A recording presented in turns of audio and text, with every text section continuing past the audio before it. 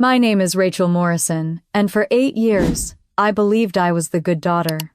At 42, I'd sacrificed vacations, worked overtime, and written check after check to keep my family financially stable. $352,000 later, I thought we understood each other. Then came New Year's Eve 2024.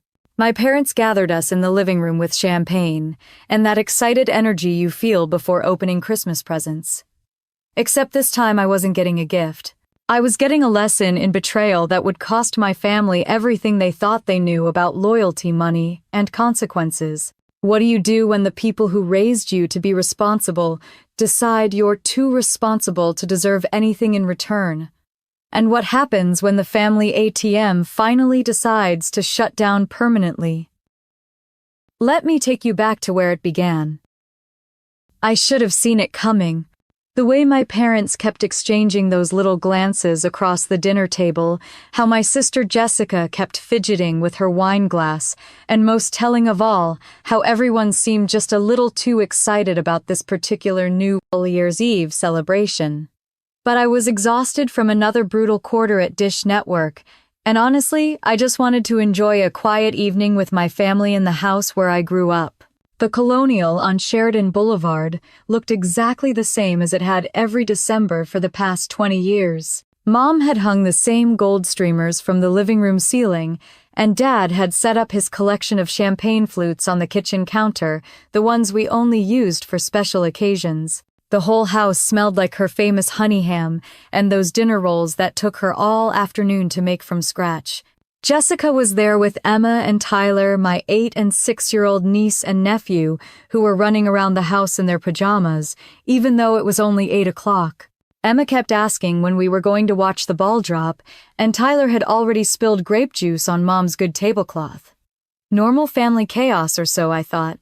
I had driven over from my apartment in lower downtown after finishing up some year-end reports, feeling that familiar mix of love and obligation that always came with family gatherings. 8 years. That's how long I'd been writing checks to keep this whole scene possible.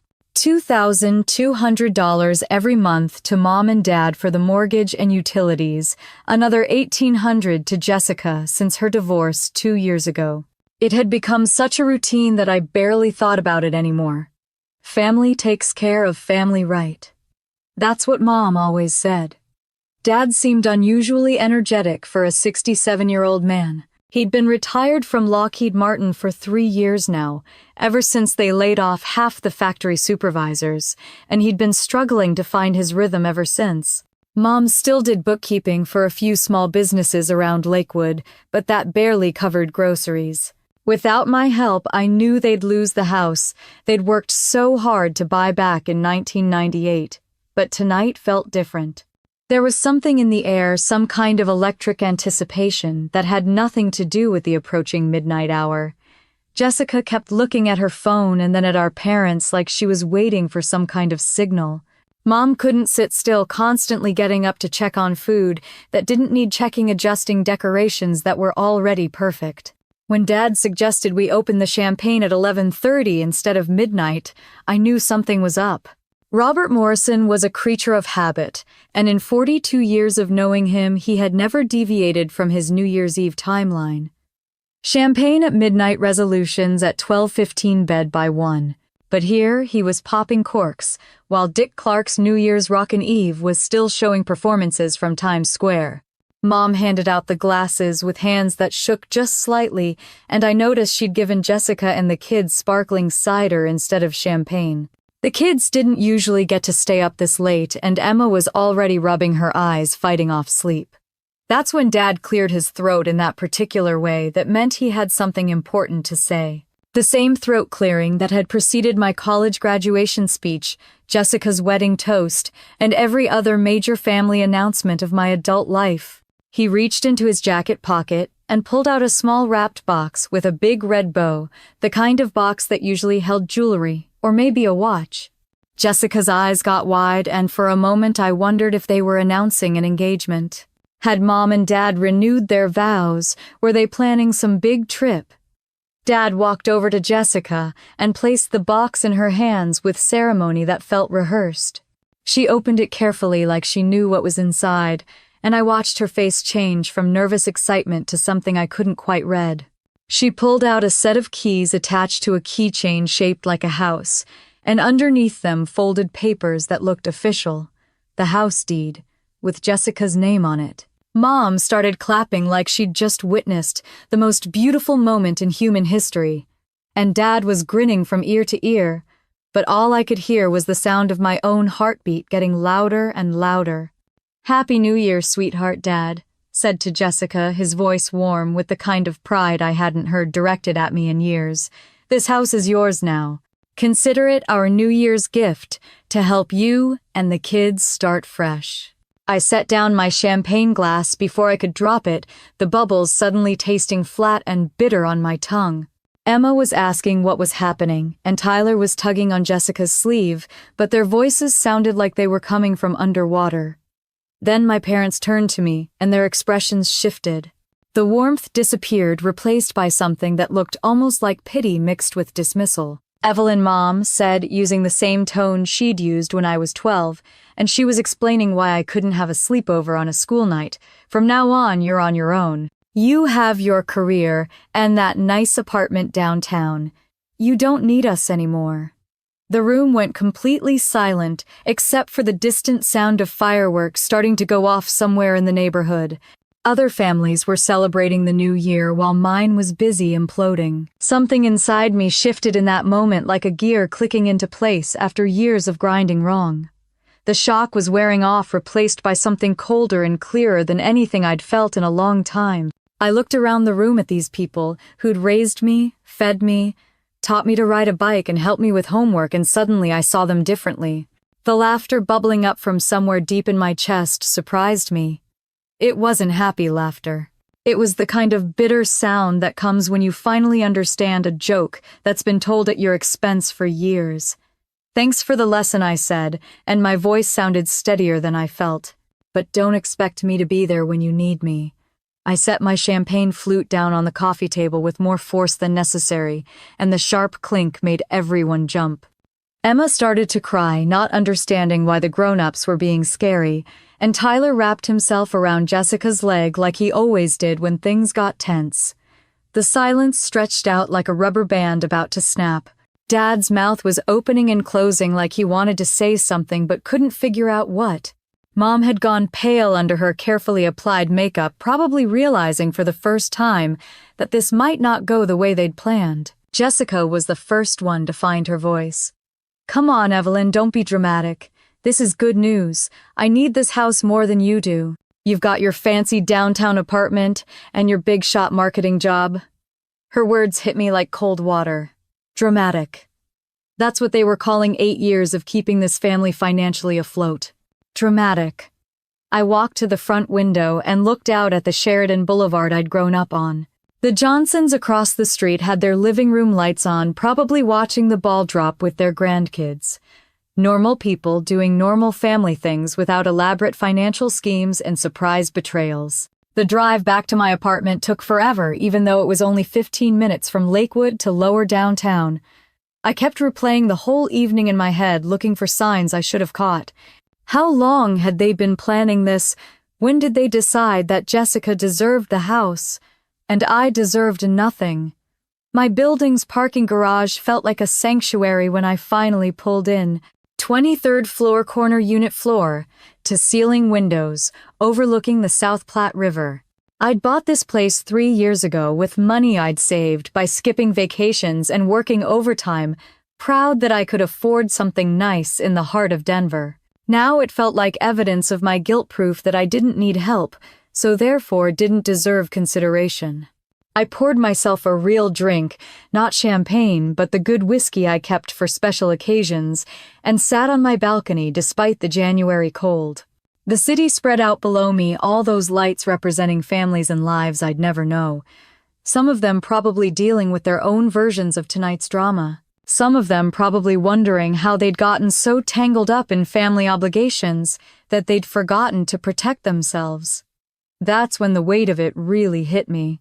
8 years of automatic transfers, emergency payments, crisis management, and endless guilt trips disguised as gratitude. I'd been so busy being the responsible one that I'd never stopped to ask what I was actually getting in return, besides the privilege of being taken for granted. I thought about all the times I'd worked late to earn extra money for their emergencies, the vacation to Europe I'd canceled when Dad needed dental work, the new car I'd put off buying because Jessica needed help with her divorce lawyer, the promotions I'd probably missed because I was always stressed about family finances instead of focused on my career.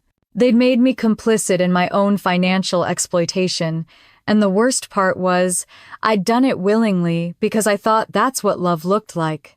My phone was sitting on the kitchen counter, and I knew what I had to do.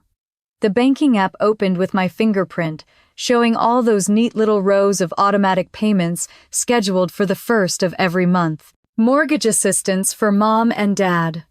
Rent help for Jessica. Utility payments. Emergency fund transfers.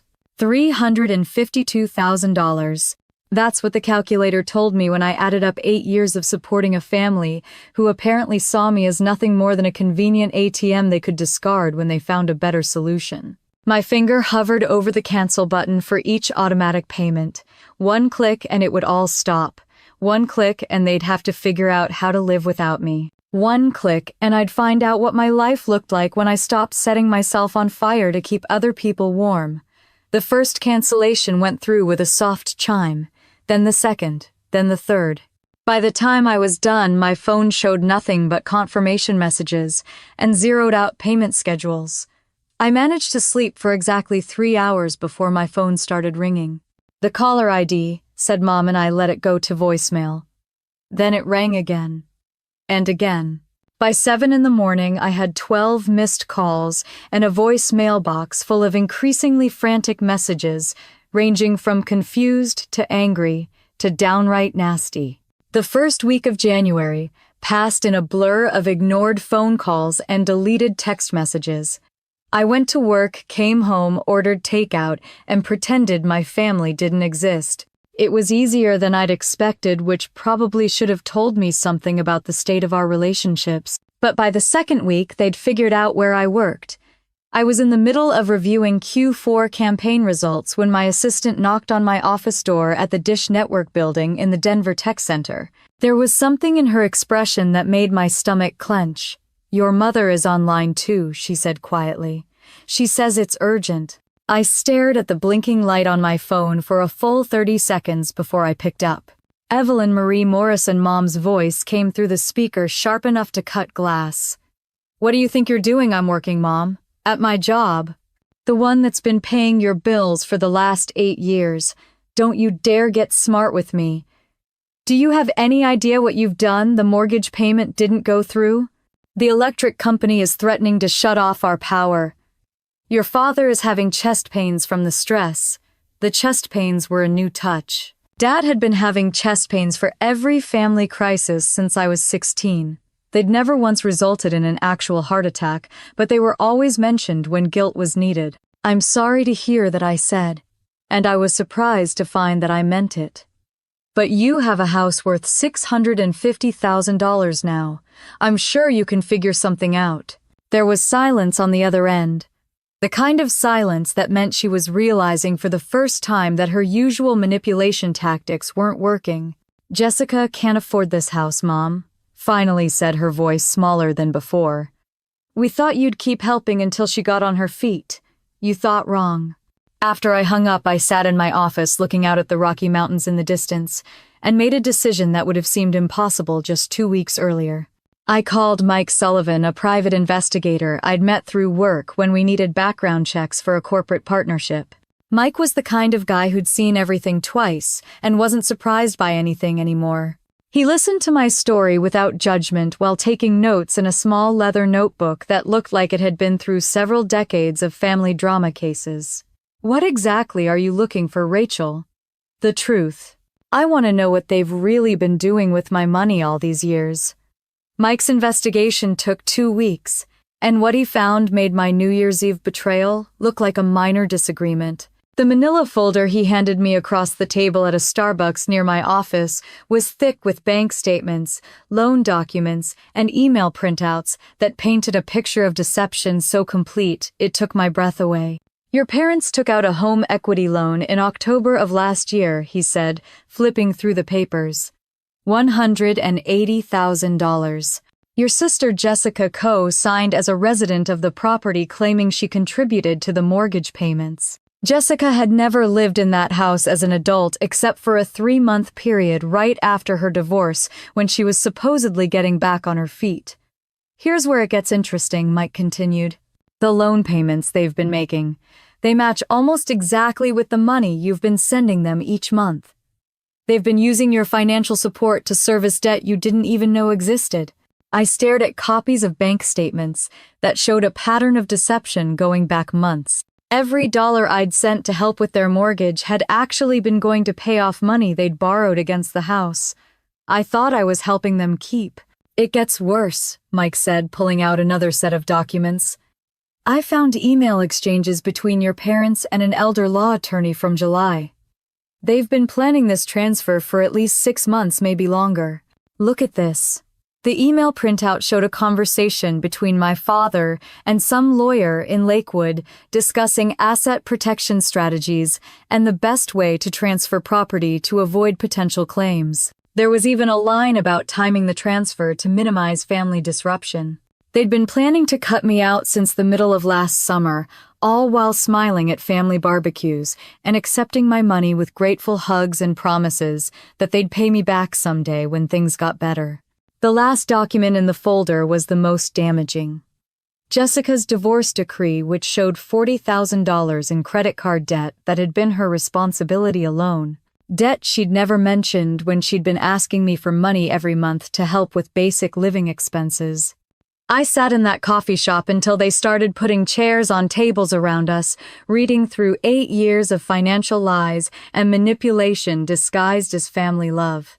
Everything I'd believed about helping my struggling family had been built on deception, and I'd been too trusting, too guilty, too programmed to be the responsible one to ask the right questions. The worst part wasn't the money. It was realizing that while I'd been working overtime and skipping vacations to support them, they'd been in lawyers' offices planning my financial funeral.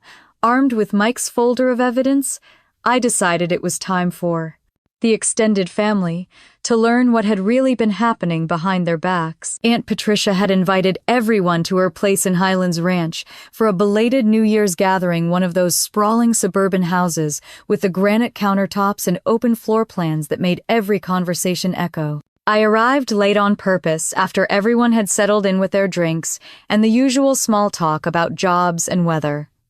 The whole clan was there. Uncle Stephen, Dad's younger brother who'd always been the family peacemaker, Cousin Lisa and her husband Tom, even Great Aunt Dorothy, who was pushing 90 but never missed a family gathering. Mom and Dad were holding court in the living room, no doubt, spinning their version of recent events. I could see Jessica in the kitchen helping Pat with the coffee service, Emma and Tyler running around with their cousins. Normal family chaos except for the undercurrent of tension that followed me like a storm cloud. Patricia hugged me at the door, but her expression was careful, guarded. I knew the family had already chosen sides based on whatever story they'd been told. "We need to talk, Rachel," she said quietly. "Your parents are really struggling. Jessica's trying to keep that house together for those babies, and everybody's wondering why you've just disappeared." That's exactly what I was hoping someone would say. I set my banker's box down on Pat's granite kitchen island with enough force to get everyone's attention. The conversations in both rooms gradually died down as people realized something was about to happen. Since everyone seems to have opinions about my recent decisions, I figured you should see the whole picture. I started pulling out documents, spreading them across the island like a dealer laying out cards. 8 years of bank statements printed in chronological order. Emergency payment records. Text message screenshots printed on regular copy paper. The home equity loan documents Mike had uncovered. The divorce decree showing Jessica's hidden debt. Stephen wandered over, first drawn by curiosity. His expression changed as he picked up one of the bank statements and started reading. "Jesus, Rachel, is this what you've been sending them every month? $2,200 to Mom and Dad. $1,800 to Jessica. Every month for 8 years without fail." More family members drifted over, drawn by Stephen's reaction. I watched their faces change as they processed what they were seeing. Cousin Lisa picked up one of the emergency payment records and let out a low whistle. $1,500 for Jessica's car repair, $800 for Emma's dental work, $2,000 when Dad needed that root canal.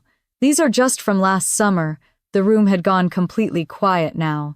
Even the kids had stopped running around, sensing that something important was happening in the grown-up world. Mom finally spoke up from the living room doorway, her voice shaky. "Evelyn, what do you think you're doing?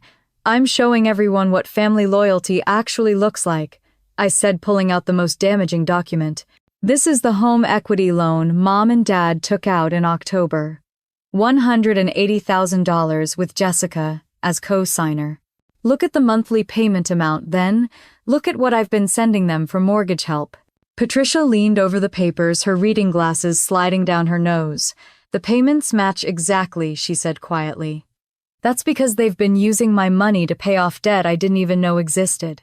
While I was working overtime to help with their mortgage, they were actually borrowing against the house and using my payments to cover it up." The silence stretched out until Great Aunt Dorothy, bless her 90-year-old heart, cut right to the chase.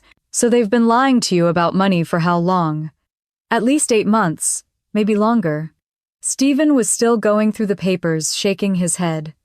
"Bob," he called to the living room, "you need to see this." Dad appeared in the kitchen doorway, looking like he'd rather be anywhere else on earth. His face had gone gray the way it did when he was really stressed. "I don't know what she's told you, but family business should stay in the family. This stopped being family business when you involved lawyers and planned my financial funeral," I said, pulling out the email printouts. "These are from July.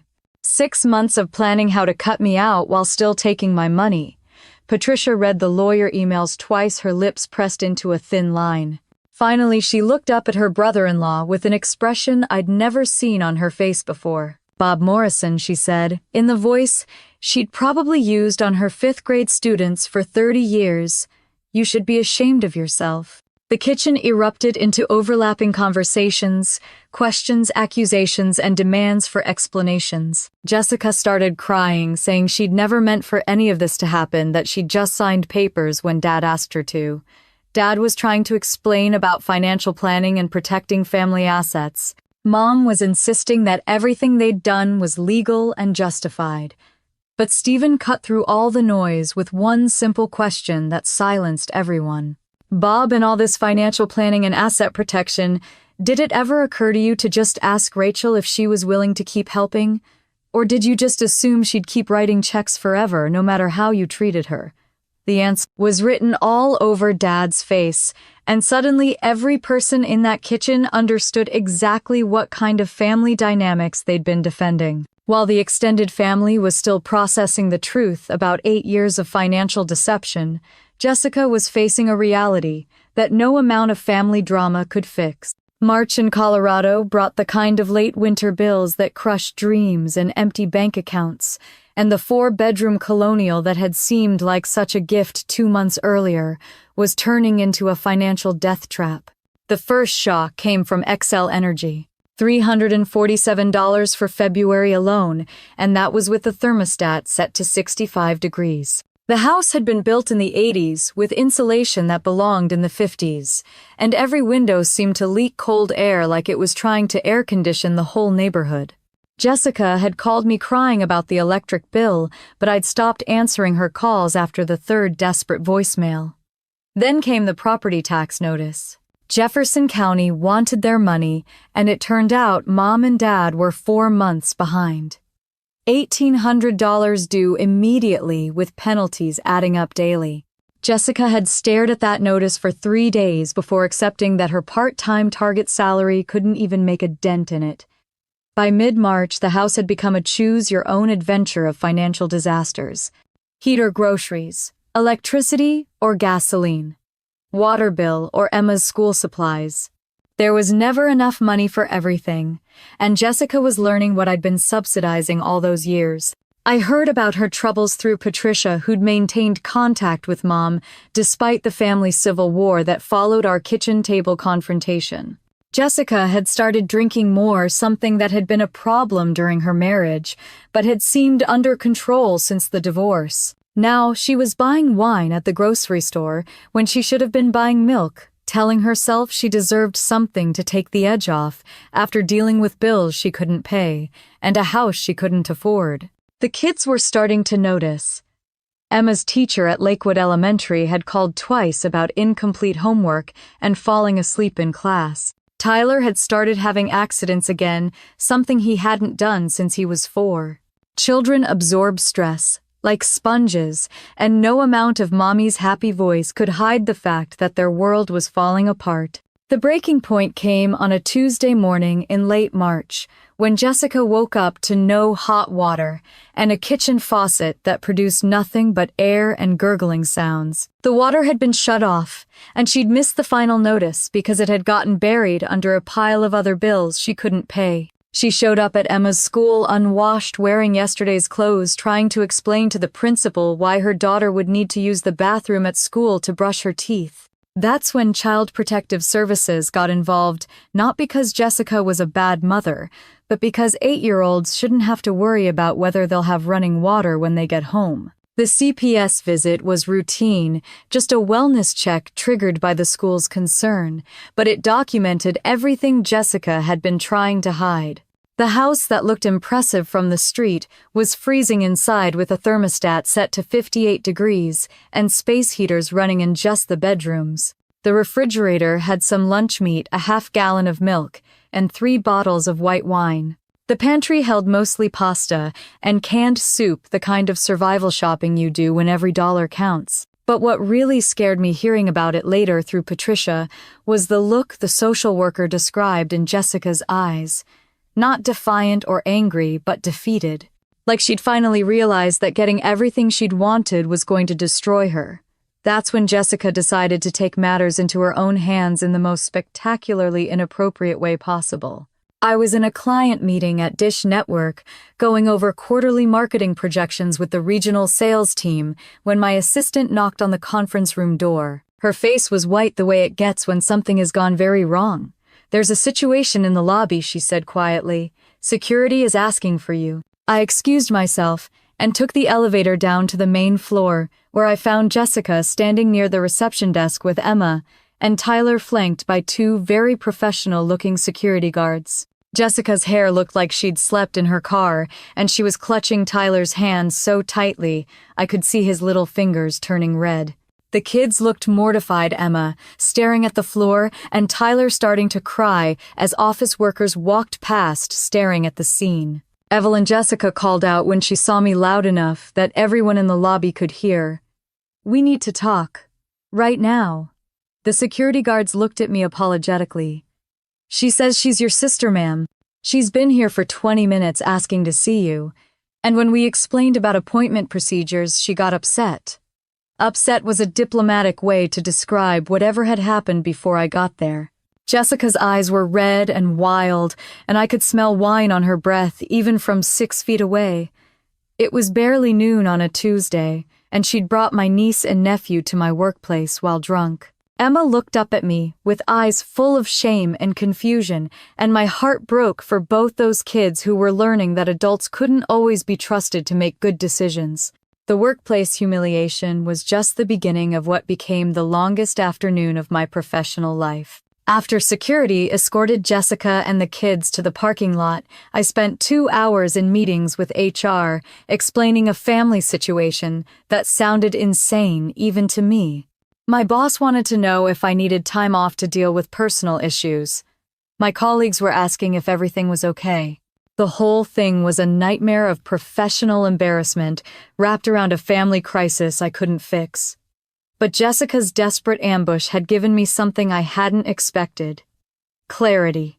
I called Jennifer Walsh that evening from my apartment, looking out at the Denver skyline, while I explained 8 years of family financial manipulation to a lawyer who specialized in exactly this kind of mess.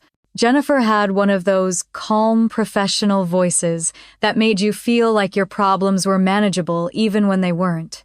She listened to my whole story without interrupting, occasionally asking for clarification about dates or amounts, taking notes I couldn't see through the phone.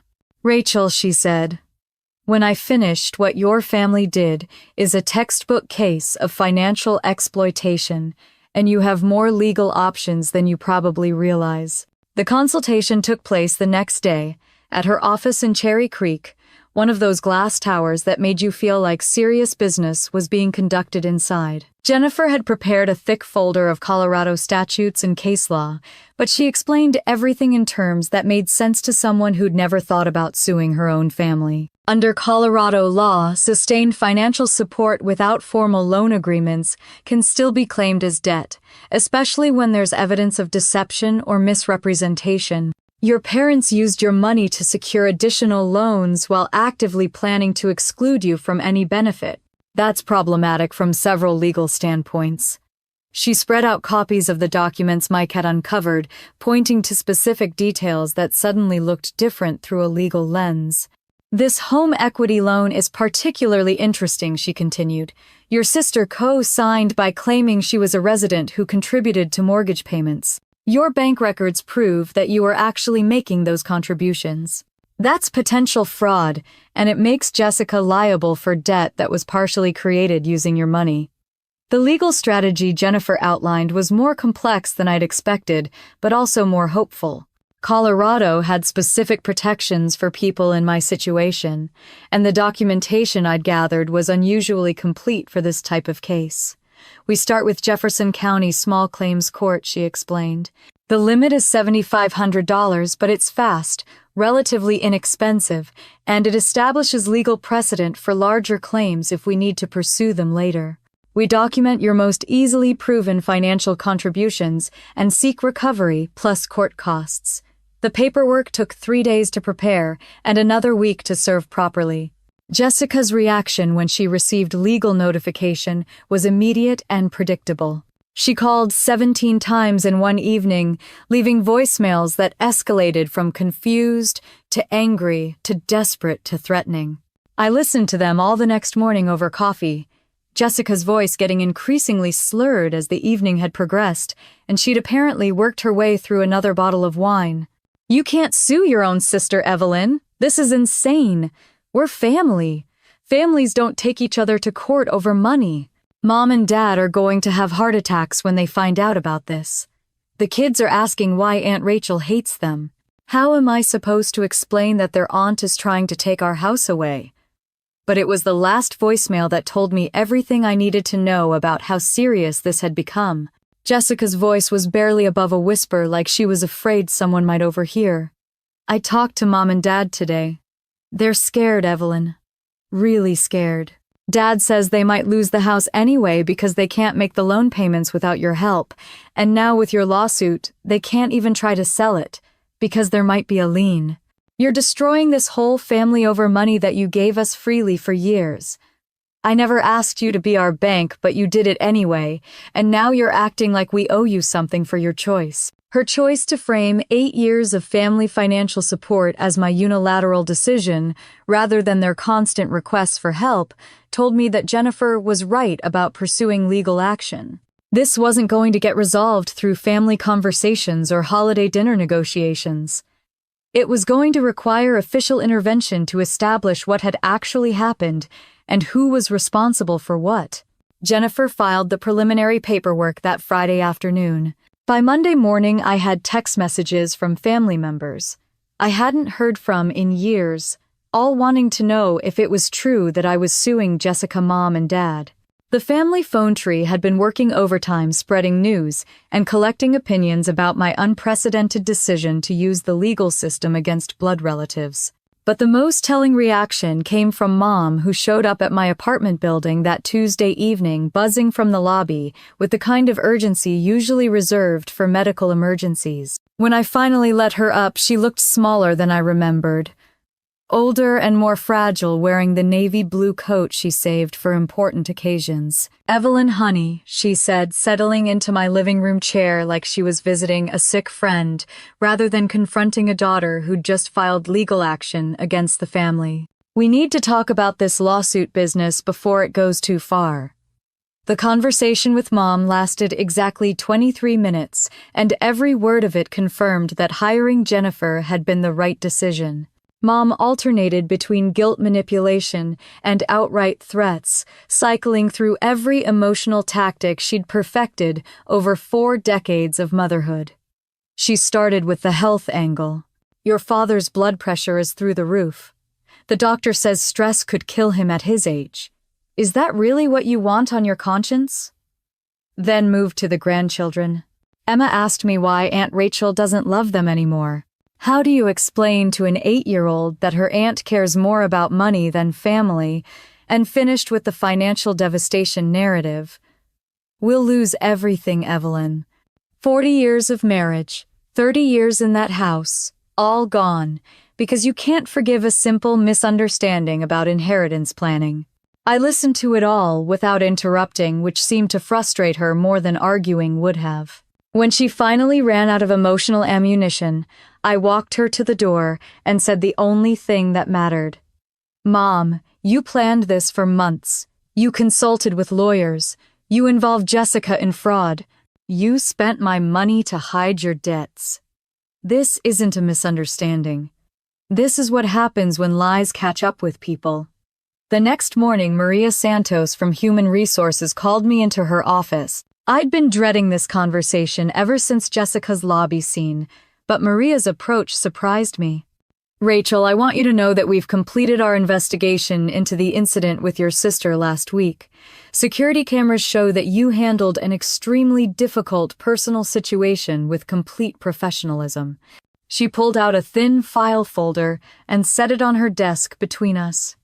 Your colleagues have been asking how they can support you during this family crisis. Your team lead says you've maintained excellent work quality despite obvious personal stress. Frankly, the way you've kept your private issues from affecting your professional responsibilities is exactly the kind of judgment we value in leadership positions. Leadership positions. That phrase made my heart skip, which brings me to the main reason I asked you here today. The marketing director position has been approved by senior management. We'd like to offer you the promotion effective immediately, with a salary adjustment to $110,000 annually, plus expanded benefits. I stared at her for a full 10 seconds before the words sank in. After 8 years of working overtime to fund family emergencies, sacrificing vacation time for Jessica's crises, and turning down social opportunities because I was always stressed about family finances, I was finally getting the career recognition I'd earned. The promotion came with a corner office on the 15th floor, a view of the Rocky Mountains, and most importantly, validation that my professional life had value independent of my family's financial needs. For the first time in years, I could make career decisions based on what was best for me, rather than what would generate the most emergency funding for family disasters. My new team threw an impromptu celebration that afternoon, complete with grocery store cake and champagne someone had been saving in the office refrigerator. Standing there with colleagues who'd supported me through the worst family crisis of my adult life, I realized I'd found something I'd been missing for years. People who valued me for my contributions rather than my bank account. But the best part of the promotion was the timing. When Jennifer called that evening to update me on the legal proceedings, I had good news to share, along with the latest family drama developments. Rachel, your case is stronger than most people realize. The documentation you've provided establishes clear patterns of financial deception, and your sister's workplace harassment actually helps demonstrate the level of desperation and manipulation you've been dealing with. She'd received a settlement offer from Jessica's public defender, a laughably low amount that didn't even cover my court costs, much less acknowledge 8 years of financial exploitation. They're hoping you'll take a few $100s and go away quietly. It tells me they know they're in serious legal trouble. The paperwork for rejecting the settlement offer took 5 minutes to review and sign. I was done accepting inadequate solutions to problems I hadn't created. That weekend, I cleaned out my home office, throwing away years of family financial records I'd kept for tax purposes. Emergency payment receipts, Desperate text message printouts, bank statements showing transfer after transfer to people who'd never once asked if I could afford to keep giving. The recycling bin filled up with evidence of 8 years spent funding other people's poor decisions while neglecting my own financial goals. Money that could have gone toward a house down payment, early retirement savings, or those European vacations I'd been promising myself someday. But as I shredded the last batch of receipts, I felt something I hadn't expected. Relief. Not just because the financial burden was gone, but because I'd finally stopped participating in my own exploitation. My phone buzzed with a text from Jessica. One last attempt at manipulation before we ended up in court. I hope you can live with yourself when this family falls apart completely. When Dad has his heart attack and Mom ends up in some cheap nursing home because they lost their house. When Emma and Tyler grow up knowing their aunt chose money over love. This is your choice, Evelyn, and you'll have to live with the consequences forever. I read it twice, then deleted it without responding. Some conversations aren't worth having, and some relationships aren't worth saving. The Jefferson County Small Claims Court looked exactly like every other government building I'd ever been in. Beige walls, fluorescent lighting, and that particular smell of disinfectant mixed with decades of human drama. Jennifer met me in the parking lot at 8:30, carrying a briefcase that looked like it had seen 1,000 family disputes. Inside, the waiting area was filled with people clutching folders and looking nervous. Landlord-tenant disputes, contractor disagreements, and families like mine who'd reached the point where love wasn't enough to solve their problems anymore. Jessica sat on the opposite side of the room with a public defender who looked like he'd rather be anywhere else. She'd dressed carefully for court, wearing a navy dress that made her look younger and more vulnerable than her 33 years. Mom and Dad flanked her like bodyguards, both of them shooting me looks that could have melted steel. When our case was called, we filed into a small courtroom that felt more like a conference room with a judge's bench. The Honorable Sandra Martinez was a woman in her 50s with silver hair and the kind of no-nonsense expression that suggested she'd heard every sob story and excuse ever invented. Jennifer had prepared me for this moment, but actually sitting at the plaintiff's table while my own family sat across the aisle felt surreal. 8 years of financial support had led to this sterile room where strangers would decide who owed what to whom. The presentation of evidence took 2 hours. Jennifer methodically walked through bank statements, transfer records, and loan documents, while Judge Martinez took notes and asked pointed questions. The pattern was undeniable once laid out chronologically. Month after month of financial support coinciding exactly with payments on debt I'd never known existed. Jessica's public defender tried to argue that my financial contributions had been gifts freely given, with no expectation of repayment, but that defense crumbled when Jennifer introduced the email evidence showing premeditated deception and asset protection planning. Then came the testimony phase, and that's when things got really uncomfortable. Dad took the witness stand first, his hands shaking slightly as he swore to tell the truth. Under questioning, he admitted that my financial support had been essential to the family's survival, that they'd never discussed repayment terms because they'd assumed I'd keep helping indefinitely. But it was when Jennifer asked about the home equity loan that his composure completely broke down. Mr. Morrison, did you inform your daughter that you were using her monthly contributions to service debt secured against the property you later gave to your other daughter? No, he said quietly. Did you consider that this might be relevant information for someone providing substantial financial support? We were trying to protect the family assets.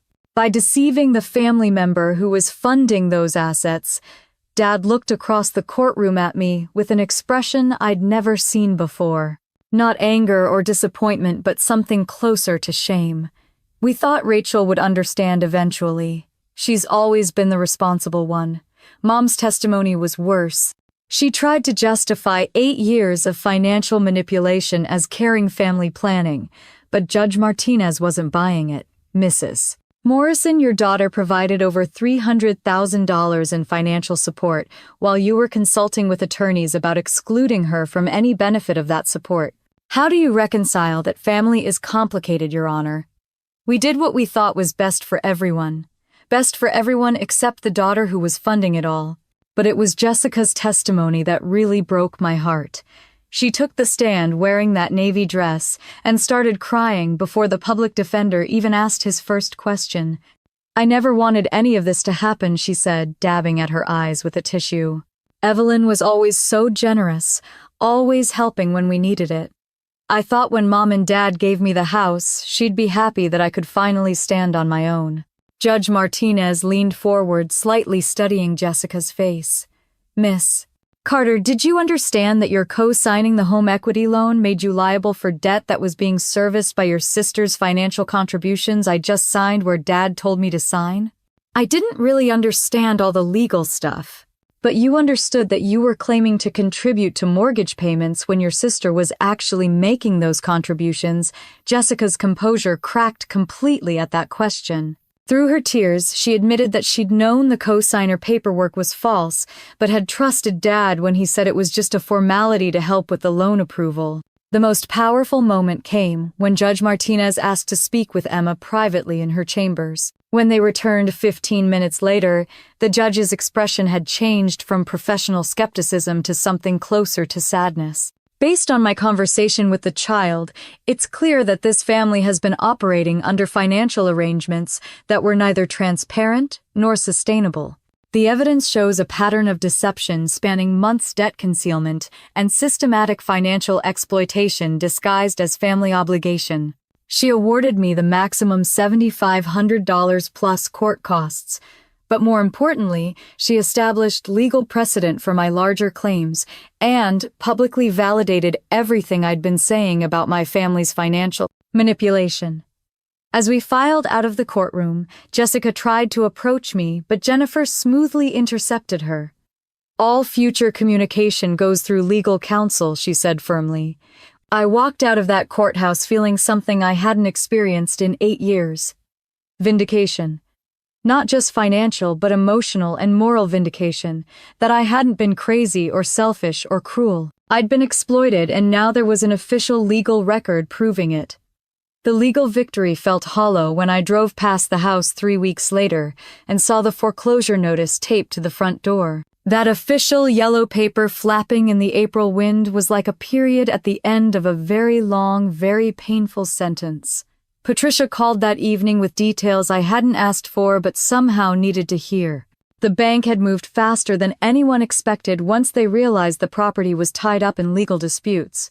Mom and Dad had exactly 30 days to vacate the house they'd called home for 26 years. "They're packing everything they own into a U-Haul truck," Pat said, her voice heavy with something between sadness and exhaustion. "Your mother keeps asking if you might change your mind about helping just until they can get back on their feet." The request was so absurd it made me laugh, but not the good kind of laughter. After months of legal battles, court testimony, and official findings of financial deception, they were still hoping I'd rescue them from the consequences of their own choices. Jessica's situation was even worse. Without my monthly support and facing her own legal judgments, she defaulted on every bill associated with the house. Xcel Energy had disconnected the power in March. The water company followed in early April. By the time the foreclosure notice went up, she'd been living in a 4-bedroom house, with no utilities, trying to keep 2 small children comfortable with flashlights and bottled water. Emma's teacher had called Child Protective Services again when the 8-year-old fell asleep at her desk for the 3rd time in 2 weeks. The follow-up visit documented a living situation that was heartbreaking, even by CPS standards. No heat, no electricity, and a single mother whose drinking had progressed from wine with dinner to wine instead of dinner. The emergency custody hearing happened on a Wednesday morning that I knew nothing about until Stephen called me at work. "Your sister's kids are with their father temporarily," he said, without preamble. Jessica had some kind of breakdown at the custody hearing. Started screaming at the judge about how this was all your fault, how you'd destroyed the family over money you'd given freely for years. The irony wasn't lost on me that Jessica's ex-husband, who'd been deemed an unfit father during their divorce proceedings, was now considered a more stable guardian than she was. But then again, he had electricity and running water in his apartment, which apparently put him ahead of their mother in the basic parenting requirements department. The final blow came in early May when I drove past the house one last time before the sheriff's sale. The moving truck was gone, but the yard was littered with furniture and belongings that hadn't made the cut for the new living situation. Dad's workshop tools spread across the driveway. Mom's garden furniture stacked by the curb like an estate sale nobody wanted to attend. Mrs. Kim from next door was in her front yard surveying the damage to property values that was happening right in her neighborhood. "Such a shame," she said when she saw me. "They were good neighbors for so many years. I never would have imagined it would end this way." I wanted to tell her about the 8 years of financial support, the hidden loans, the planned deception, and the legal battles that had led to this moment. But standing there looking at the house where I'd learned to ride a bike and spent Christmas mornings opening presents, all I could feel was a complicated mix of sadness and relief. The house sold at auction for less than the amount owed on the home equity loan, which meant Jessica was still liable for the difference. Mom and Dad moved into a 2-bedroom apartment in Westminster, 30 minutes further from everything they'd known. Jessica found a 1-bedroom place near her ex-husband so she could maintain visitation rights with Emma and Tyler, but even that required help from his new girlfriend to make the security deposit. The whole family had crash-landed in rental apartments scattered across Jefferson County, learning to live within their actual means for the first time in years. No more 4-bedroom colonial. No more financial safety net. No more Aunt Rachel to call when the money ran out before the month did. Stephen visited me that weekend, bringing updates I hadn't requested, but found oddly comforting. "Your dad got a job at Home Depot," he said, settling into my living room with coffee. I'd actually learned to make properly, since I wasn't working overtime to fund family emergencies anymore. Stocking shelves 40 hours a week. "Your mom's doing bookkeeping for 3 different businesses now. They're managing, but just barely. And Jessica customer service at Comcast. Full-time benefits, actual paychecks she can't spend on wine, because the kid's father is watching her finances as part of the custody arrangement." For the first time in months, I felt something that might have been hope. Not hope for reconciliation or family healing, but hope that maybe they'd finally learn the difference between want and need, between financial planning and financial manipulation. That night, I stood on my balcony, looking out at the Denver lights, thinking about consequences and choices, and the price of finally putting yourself first in a family that had trained you to come last. The invitation to Dish Network's annual marketing retreat at the Broadmoor in Colorado Springs came at exactly the right time.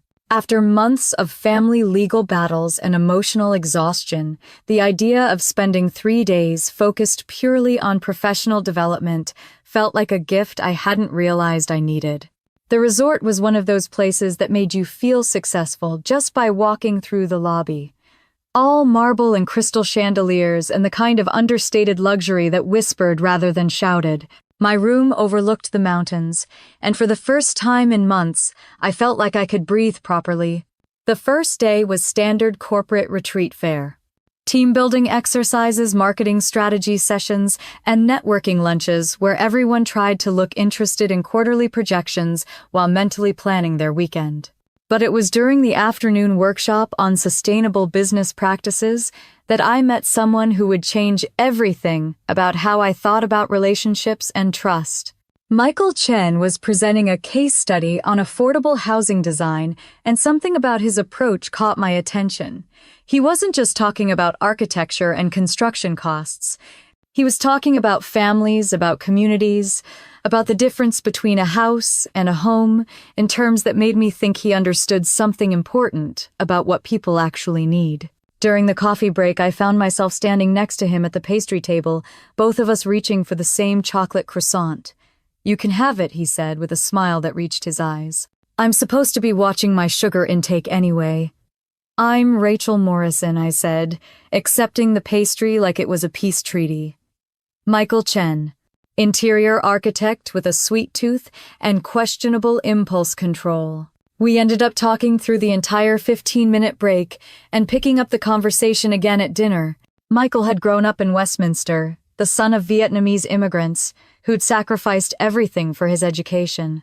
His parents had worked double shifts at a restaurant they'd never owned, sending every extra dollar toward his college fund while living in a one-bedroom apartment above the kitchen. The pressure had been incredible, he told me over wine, that actually tasted expensive for once. Every decision I made had to justify their sacrifice. Every grade, every job, every relationship got measured against what they'd given up for me. I understood that pressure in ways I couldn't fully explain without sounding like I was competing in the family trauma Olympics. But Michael seemed to get it when I mentioned the complicated dynamics of being the financially successful child in a family that needed help. It's different when you're the one everyone looks to for solutions, he said quietly. You start to think your value as a person is tied to how much you can provide for others. We talked until the resort bar closed, and then continued the conversation the next morning over coffee in the lobby. Michael had spent years in therapy working through family guilt and financial boundary setting. His parents had wanted him to support extended family members, fund business ventures that made no sense, and basically become the family bank the way I'd become mine. But you figured out how to say no, I said, more as a question than a statement. Eventually. It took a long time and a really good therapist, but I learned that helping people doesn't always help them. Sometimes it just enables them to avoid learning skills they need to survive on their own. The retreat ended too soon, but Michael asked if I wanted to continue our conversation over dinner in Denver the following weekend. It felt strange being asked on what was clearly a date by someone who knew almost nothing about my recent family disasters, but somehow understood the emotional landscape I was navigating. Patricia called that Thursday with an update I hadn't requested, but found oddly reassuring. Your parents are adjusting to apartment life, she said. Your mother's actually enjoying not having to maintain that big house, though she'll never admit it. And your father seems happier with a structured job than he was sitting around retired with nothing to do. What about Jessica clean for 6 weeks now? The custody arrangement requires regular drug and alcohol testing, so she's finally getting sober for real. The kids visit every other weekend, and she's actually showing up for them in ways she never did when she had you as backup. That weekend's dinner with Michael took place at a small restaurant in Cherry Creek, the kind of place with excellent food and terrible lighting that made everyone look mysterious and attractive. We talked about family expectations, career goals, and the challenge of building adult relationships when you've spent years being defined by how much you can provide for other people. I found myself telling him about the New Year's Eve betrayal, the legal battles, and the complicated relief of finally putting myself first. He listened without trying to fix anything or offering advice I hadn't asked for, which felt like a miracle after months of well-meaning friends telling me how I should handle my family situation. When he walked me to my car, he asked a question that stayed with me for days afterward. What does your life look like now that it's actually yours? I realized I didn't know how to answer that question. For 8 years, my life had been structured around other people's emergencies and needs. Work overtime to fund Jessica's crisis. Skip vacations to cover Dad's medical bills. Turn down social opportunities because I was always stressed about family finances. Now, for the first time since I'd started working, my paycheck was mine to spend on whatever I wanted. My evenings were free for whatever I chose to do. My weekends belonged to me instead of to family drama and financial planning for people who'd never learned to plan for themselves. It was terrifying and liberating in equal measure, like suddenly having permission to want things I'd forgotten I was allowed to want. By summer, the full scope of the family's financial collapse had become clear through a combination of legal documents, family gossip, and the kind of small-town information network that made privacy impossible in Jefferson County. The sheriff's sale had netted less than the outstanding loan balance, leaving Jessica liable for nearly $40,000 in remaining debt that she'd never be able to pay on her Comcast salary. The bankruptcy attorney she'd consulted had explained her options in terms that basically boiled down to 7 years of ruined credit and garnished wages. Mom and Dad's Westminster apartment was a far cry from the spacious colonial they'd called home for over 2 decades. 800 square feet, 2 bedrooms and a kitchenette that barely had room for the microwave and coffee maker. Dad's workshop tools had been sold at the yard sale nobody in the family wanted to talk about. Mom's china cabinet was in storage because there wasn't space for it in the new place. But according to Patricia, who'd maintained contact despite the ongoing family civil war, they were actually managing better than anyone had expected. "Your father likes his job at Home Depot," she told me, over lunch at a Cherry Creek restaurant I could finally afford to enjoy without calculating how much the meal cost versus family emergency funds. "He's got health insurance again, a regular schedule, and coworkers who seem to appreciate his experience. Your mother's bookkeeping business is growing. She's got 5 clients now, and talks about maybe getting her own office space." The transformation sounded almost too good to be true, like people who'd spent decades avoiding financial responsibility had suddenly developed money management skills overnight. "It wasn't overnight," Pat continued, reading my skeptical expression. "The first few months were rough. Your mother cried a lot. Your father went through a phase where he blamed you for everything. But around March, something shifted. I think they realized that being angry wasn't going to pay the rent. Jessica's situation was more complicated, but potentially more hopeful. The custody arrangement with her ex-husband had forced her into sobriety and financial accountability in ways that years of family intervention had never achieved. She was attending AA meetings 3 times a week and working with a financial counselor who specialized in single mothers rebuilding their lives after divorce. The most surprising development was her relationship with Emma and Tyler. Without the chaos of financial crisis and constant stress about keeping the house, she was actually present for her children in ways she'd never managed before. "She picks them up from school every Tuesday and Thursday," Stephen had told me during one of his periodic updates. "Takes them to the library, helps with homework, makes dinner that doesn't come from a drive-through window. It's like she's learning how to be their mother, instead of just surviving in the same house with them." I used the money from my court settlement and the savings from not supporting 3 households to establish 529 college funds for both kids. $25,000 each, invested conservatively, but positioned to grow over the next decade. Emma and Tyler would have educational opportunities regardless of their parents' financial struggles. The paperwork listed me as the account holder, but specified that the funds could only be used for qualified educational expenses. It was my way of helping the kids, without enabling the adults, a boundary I'd learned to draw, with Jennifer's help during our legal strategy sessions. Michael and I had been seeing each other regularly for 3 months by then, and he'd become my sounding board for navigating the complex emotions of watching my family rebuild their lives without me. He understood the guilt that came with relief, the way you could simultaneously want people to succeed and need to protect yourself from being drawn back into their dysfunction. One evening in July, we were walking around Sloan's Lake after dinner, watching the sun set behind the Rocky Mountains, when he asked a question that stopped me in my tracks. "Do you miss them?" It was such a simple question, but I'd been avoiding thinking about the answer for months. I missed the idea of them, the family I'd thought we were, before I understood how our relationships actually functioned.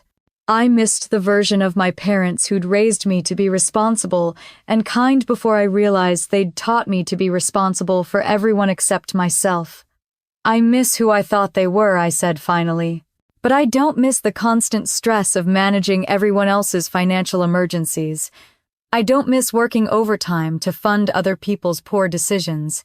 I don't miss feeling guilty every time I bought something for myself because the money could have gone to family crisis management."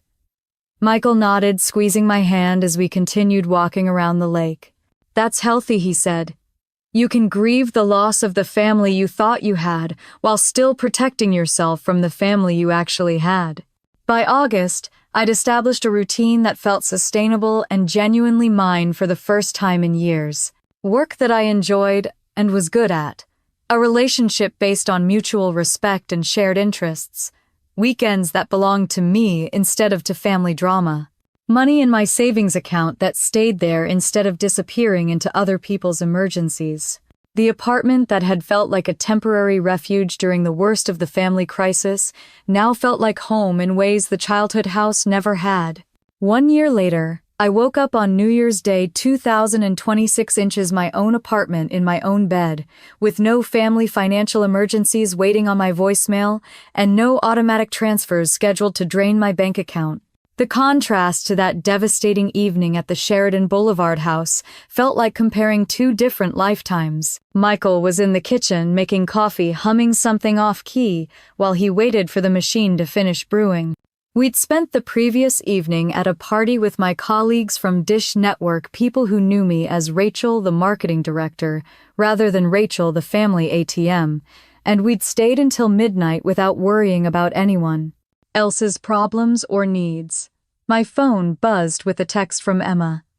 "Happy New Year, Aunt Rachel. I got an A on my science project about solar energy. Mom says to tell you thank you for my college fund." That monthly call from my niece had become one of the bright spots in a life that was finally structured around my own goals and happiness. Emma was thriving in her new school. Her grades had improved dramatically since the family crisis stabilized, and she talked about wanting to be an engineer when she grew up. Tyler was doing well too, according to the carefully neutral updates I received through Patricia.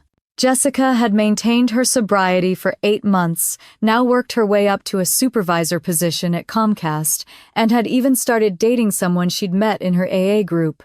The financial disaster that had destroyed her life had also forced her to rebuild it on more solid foundations than she'd ever learned to create before. Mom and Dad were surviving, and that was probably the best outcome anyone could have hoped for after decades of financial mismanagement. Dad's job at Home Depot provided health insurance and a sense of purpose he'd been missing since retirement. Mom's bookkeeping business was steady enough that they could afford their apartment and even modest entertainment.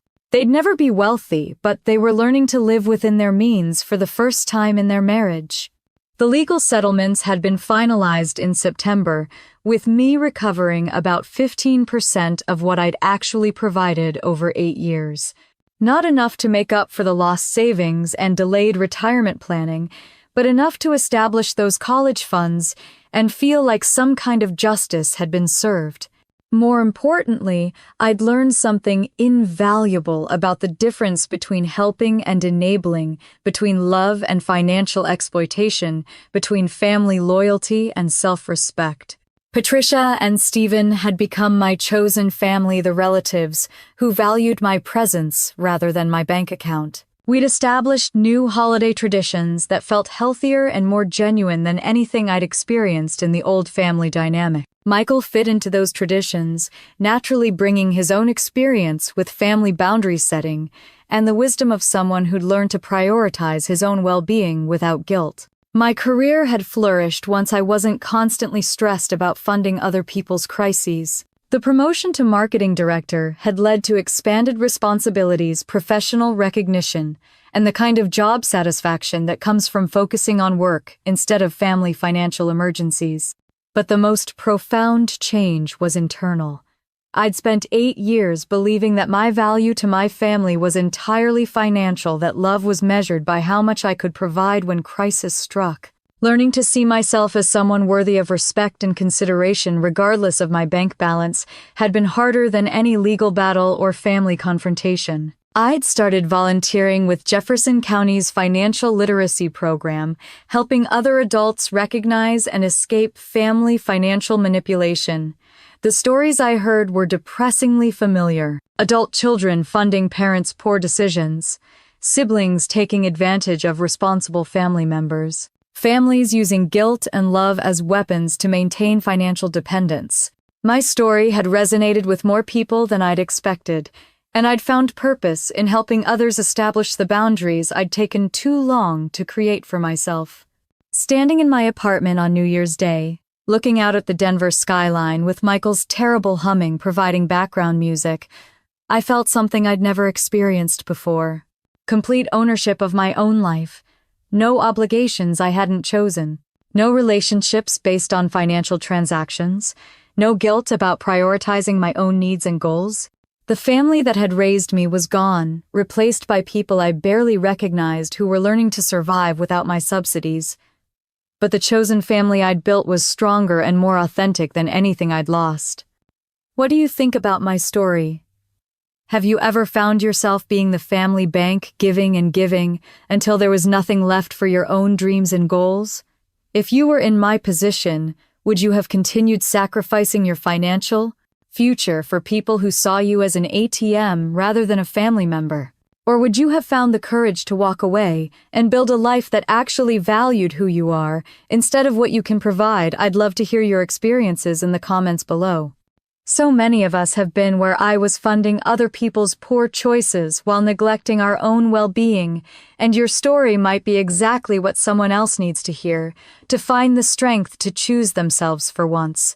Subscribe for more stories about family money and the sometimes painful but always necessary journey toward putting your own happiness first when everyone around you expects you to keep giving forever.